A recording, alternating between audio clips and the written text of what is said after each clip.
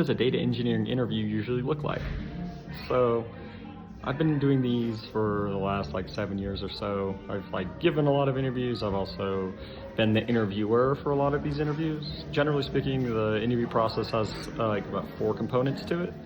The first component is testing your SQL knowledge.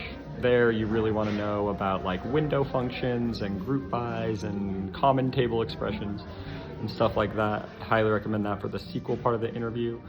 For the next section is the coding part of the interview. This is where you're really going to be tested on like data structures and algorithms and how well you know Python coding.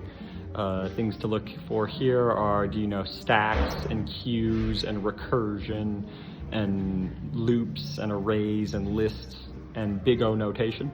Those are the things that are going to be tested in that section.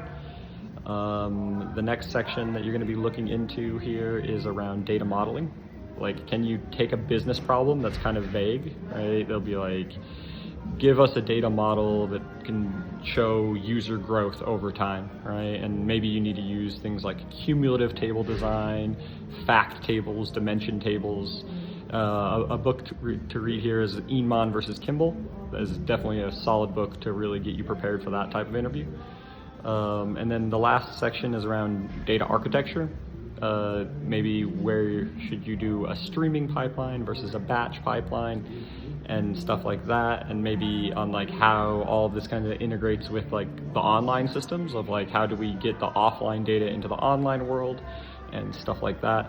This last interview is going to be more for like the higher roles like senior plus. The first three sections are going to be for like all data engineering roles. So those are really the 4 things that they test for, and they might do one more section on like behavioral.